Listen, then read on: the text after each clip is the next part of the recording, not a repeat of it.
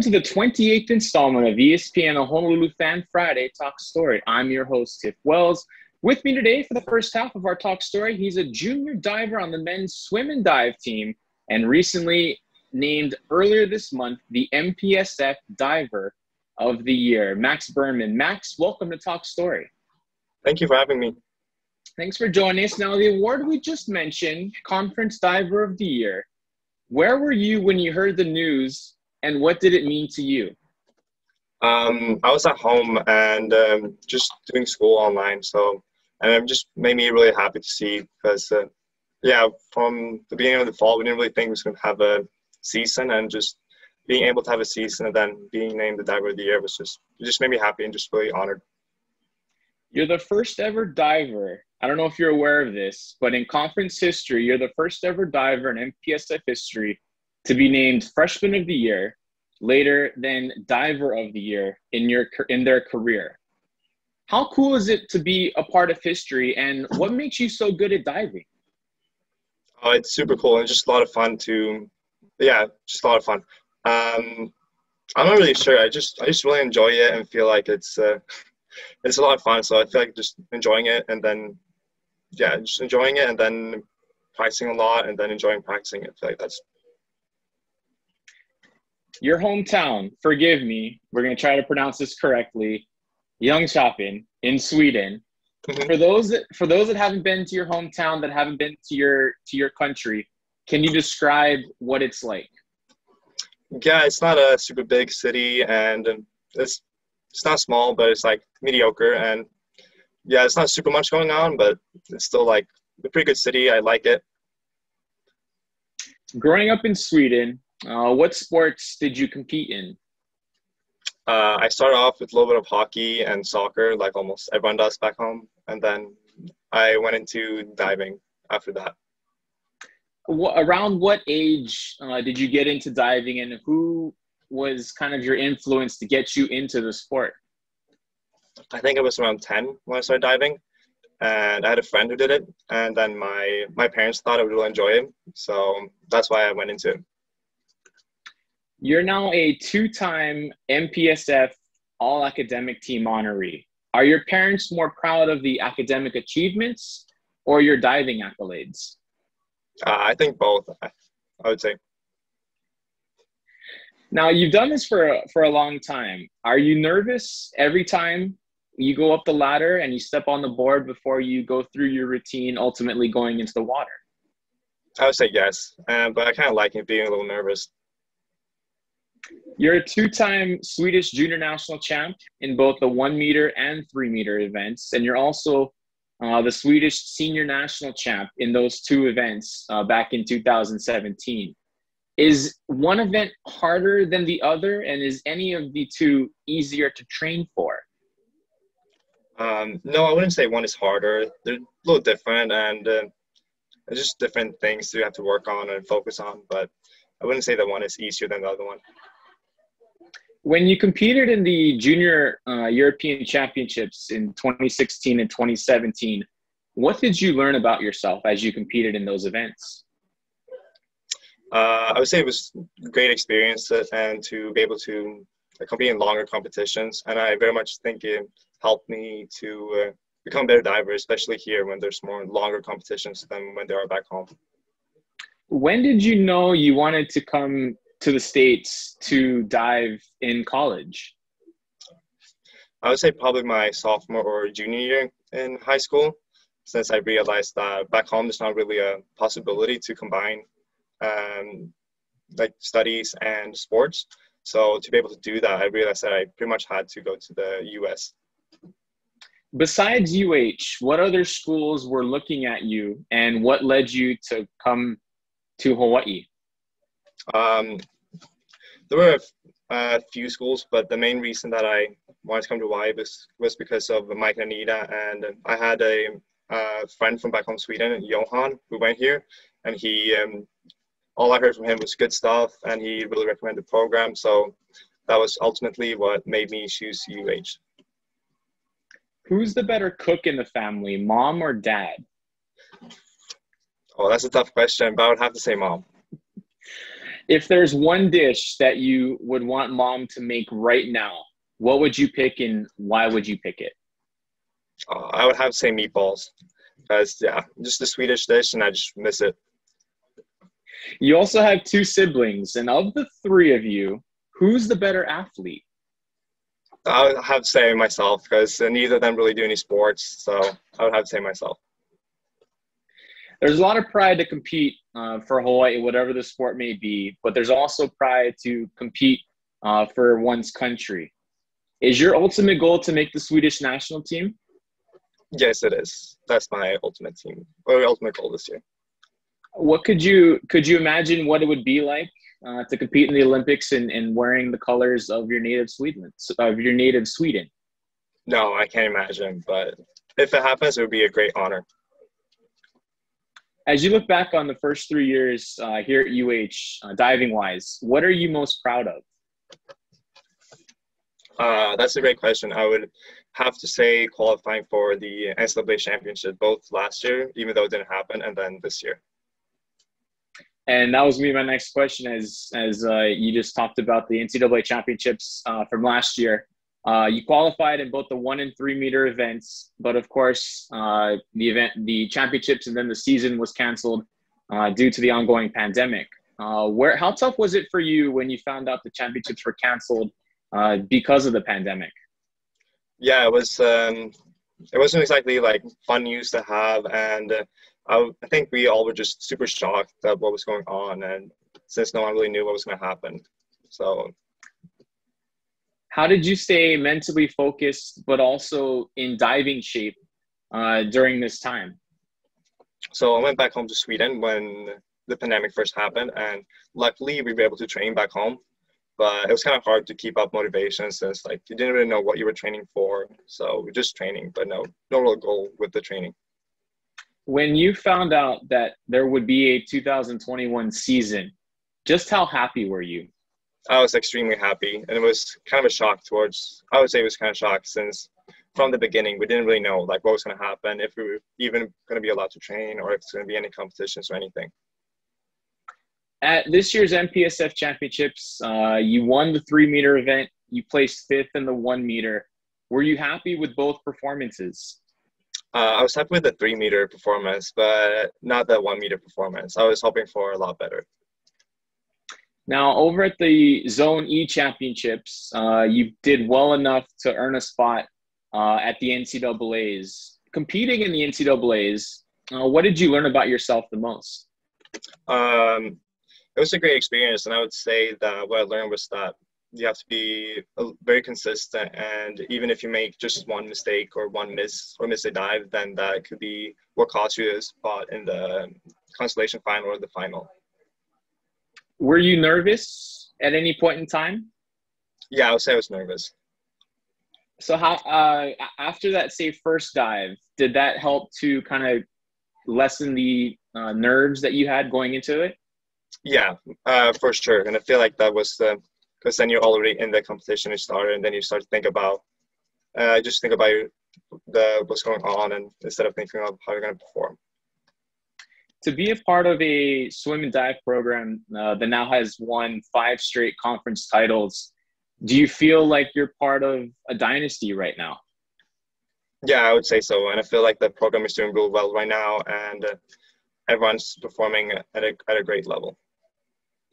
As you go from the pool deck, up the ladder, onto the board, take us through what is going through your mind before you go in and perform your dive.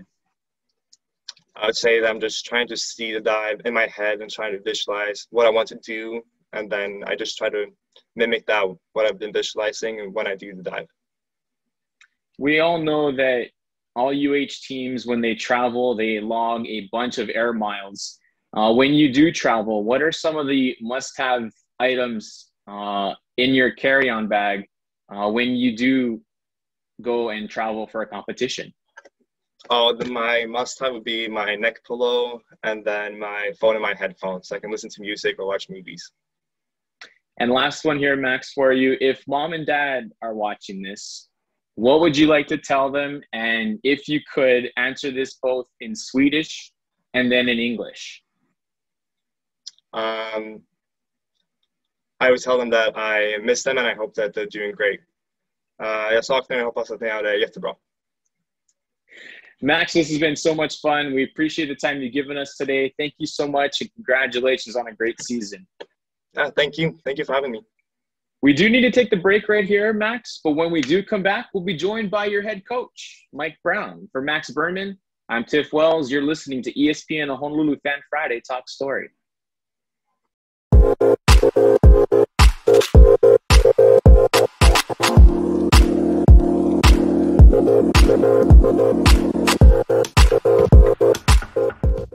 Welcome back to ESPN, the Honolulu Fan Friday Talk Story. I'm your host, Tiff Wells. Now with me, he's the head diving coach for the UH Swimming and Diving Program.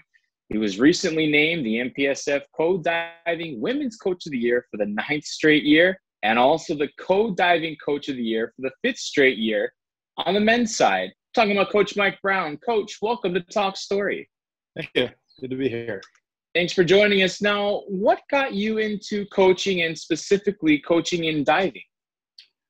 Well, I grew up doing a lot of different sports, and one of them was swimming, one was diving, one was football, one was gymnastics, trampoline, different things.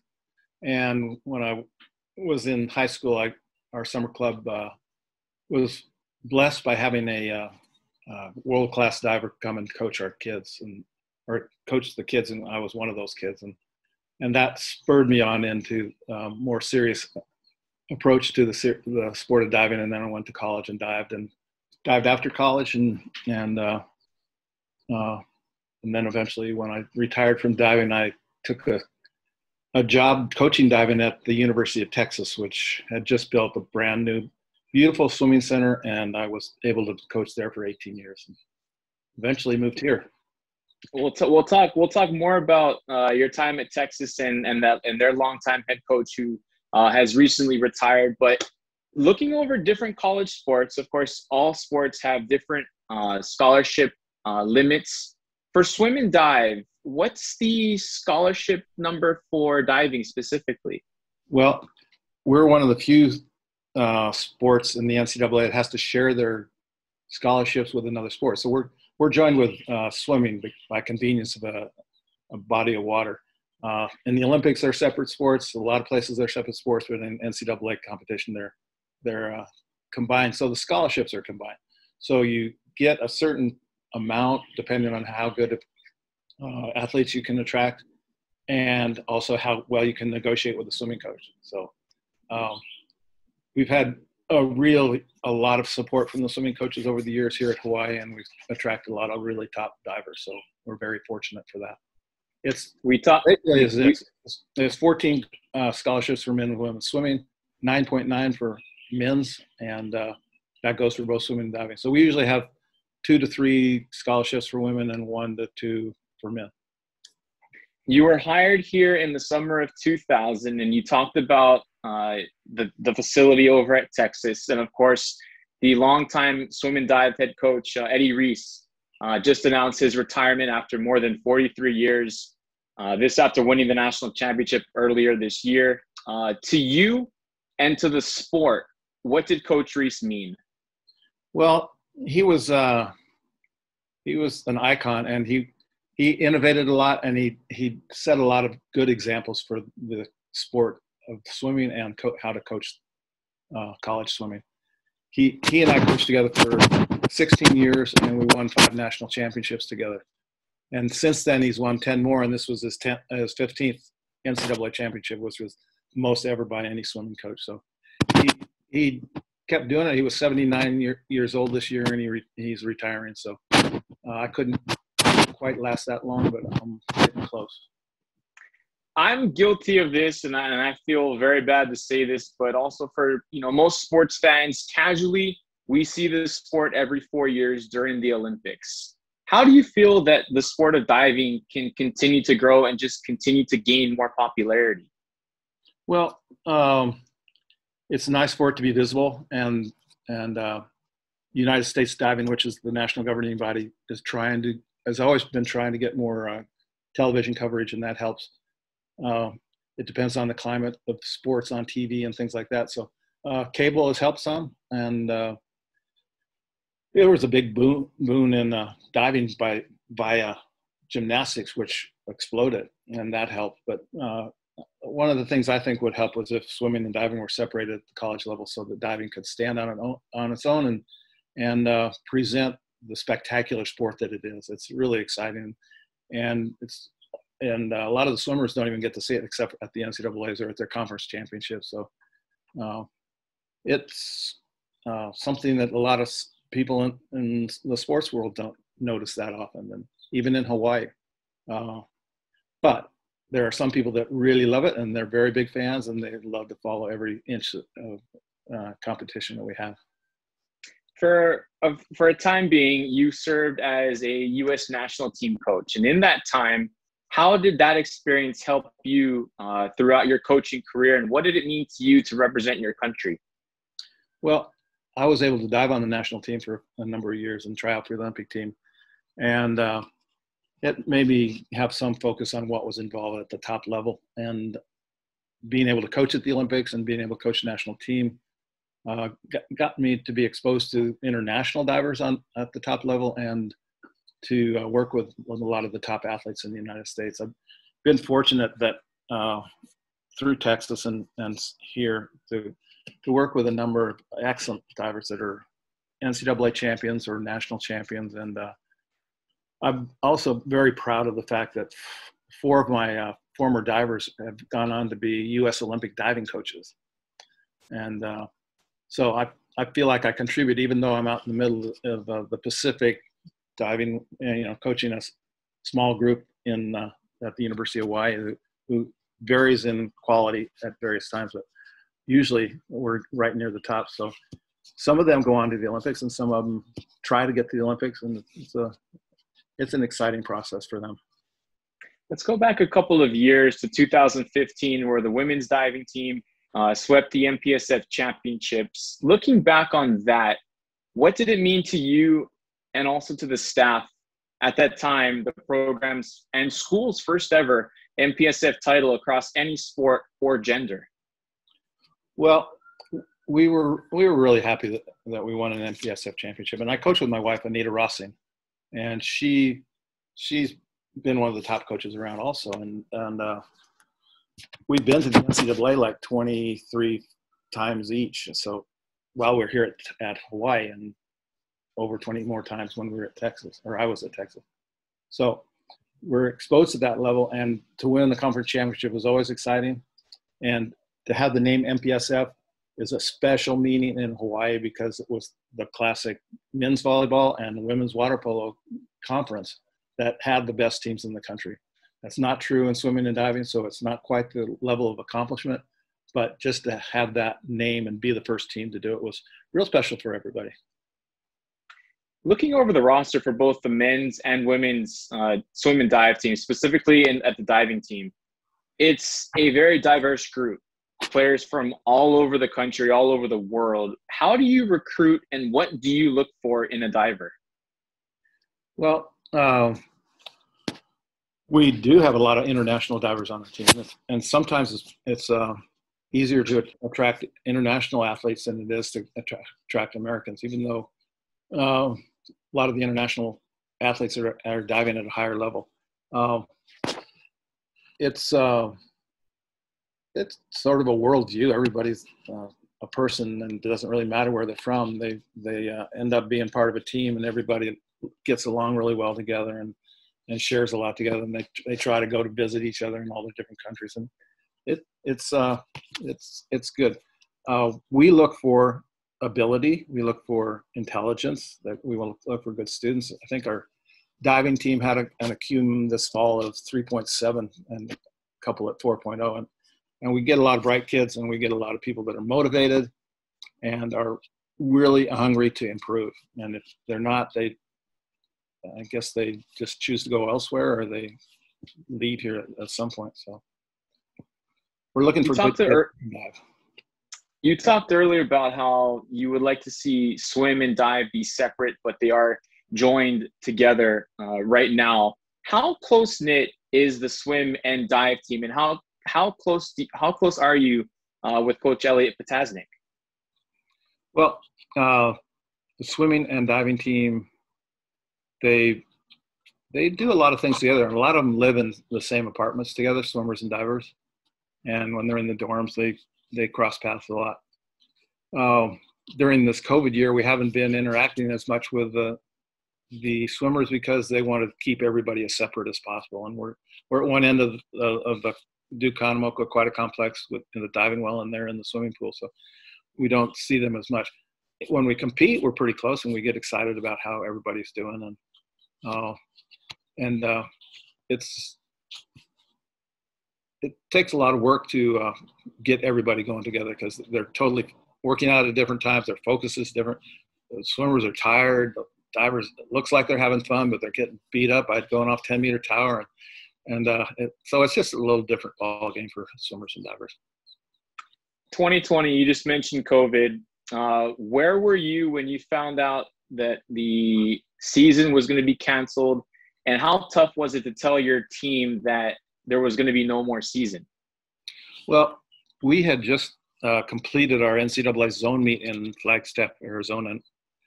And no, it was in Seattle. Actually, we were in Seattle. And that was the epicenter of COVID at that point. And we had 2 girls and a guy qualify for the NCAA championships. And the 2 girls went directly to Atlanta, Georgia with me so we could go to Athens, Georgia for the NCAA championships. And the kids, they live on their cell phones. There's nothing that gets by them. So I don't have a cell phone. And so when we landed, we were all the way to Atlanta, Georgia with 4 more days before the NCAA start. And they land, they go, "Hey coach, all the NCAAs have been canceled now." And to me, that was pretty shocking because I was very involved with athletes in 1980 that made the Olympic team when it was boycotted and canceled. And it had a big effect on their lives. But these kids, they just said, "Okay, that's that. Now let's go on to what's next." And I was happy of their attitude there, and was looking forward to this year. But it was hard this year because we didn't get in the pool until November, and the athletics department was trying their hardest to get everything going. It took a lot more work and a lot more time, and so it worked out pretty well for the diving team. We'd had some good improvements before we actually competed in the conference meet and at the NCAAs. But the swimmers, it was hard to get a long string of serious training in when you're in and out of the pool and waiting to start and couldn't do weights and this and that. So it was a little harder for them. And luckily our women's team won the MPSF this year, and our men weren't quite as good as they were last year. But the divers did well. Our men divers, we had 4 divers there, and all 4 of them got in the top 8, which is a big thing in scoring at the conference championship because we can outdistance the other teams by a lot of points when we have that many people in the finals. Just how proud of you of your program, despite, like you said, things starting up very relatively late, but also the fact that there wasn't that much of a season, and yet you guys still win conference for a 5th straight year. Just how proud of you are you of this program?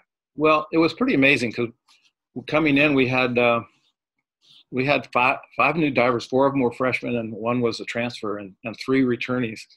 And when you have a mix like that, you don't know what's going to happen, if there's going to be an instantaneous explosion or if things are going to go in the right direction. But these kids were great, and they worked hard, and they improved, and they didn't get distracted, and they just kept at it no matter what was thrown at. We took 25 COVID tests during our season. And it was like we had to get used to having something stuck up our nose, and it was hard, but they stayed focused, pretty amazing. And every time we came back, we didn't have time to train like we usually do and learn dives at certain points of the year, but they kept coming back. I want to learn this. I want to learn this. And they did it, and they got better and better. And the only time the wheels fell off, we had 4 out of 6 people qualify for the NCAAs at the zone meet, which is pretty amazing. It's one of the first times we've done that. And 2 of them were freshmen. And you know, when you get to the NCAAs for the first time, and even the upperclassmen who are great divers, that was their first time at NCAAs because last year was a COVID year. And it's a hard meet. It's, you know, 40 divers, the best divers in the country, and they're all there, and you look at them and they all look like they're great, and it's a little intimidating. So it takes a while to get used to that. So I was very proud of them, even though the NCAA thing didn't quite happen. You know, not everything goes perfect every year. So we're moving on from there. What's the feeling like to coach alongside your wife? She was a two-time Olympic diver, and she knows so much about the sport, and she didn't get a chance to coach until later than I started. And she knows so much about diving, and she sees things a little differently than I do, just because she grew up with a fantastic coach in Sweden, Gunnar Venos, who coached Olympic gold medalists and silver medalists. And she just, I mean, I'm old and I've been around and I've won a lot of things and this and that.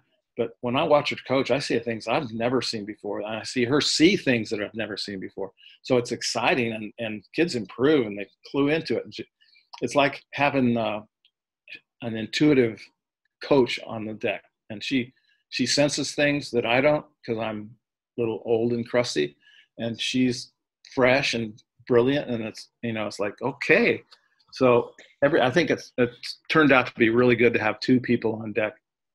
And it was pretty crazy this year at NCAAs because the NCAA decided we were only going to allow one diving coach on the deck at a time. And so it sort of shut the door on our duo. And I think that's another reason we didn't do quite as well as we could have. So anyway.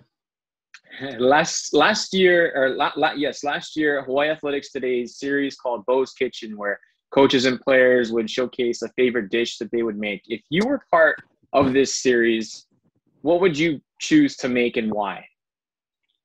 What would I make? I would probably make a stir-fry chicken, veggie. We eat a lot of organic material, organic vegetables and food, and we just like to put together a lot of really good things and have some good sauce on it. So that's what I would do. Last one here for you, Coach. We talked about all of the accolades, you know, diving coach of the year, players that are divers of the year and whatnot. But when you see over 30 Rainbow Warriors and Rainbow Wahine picked to the MPSF All-Academic Team, what does that say about this program? Well, it says that they were put into an unbelievably stressful situation where they're doing everything online and training, and they got mostly A's, and it's pretty amazing that they were able to focus and just didn't chuck it in and say, I'll be back in next year or whatever. It's like they're intelligent and they work hard and they have a lot of goals set, so they're doing well. Coach, this has been so much fun. We appreciate the time you've given us today. Thank you so much, and congratulations on another great and championship season. Thanks, Tiff. Thanks for listening. Thanks for learning and asking great questions. Of course. Thank you so much. For Max as well as Coach, and for the rest of us here at ESPN Honolulu, I'm Tiff Wells saying thank you so much for joining us here on the 28th edition of ESPN Honolulu Fan Friday Talk Story. Until next time, wear that mask, stay safe, and be socially distant.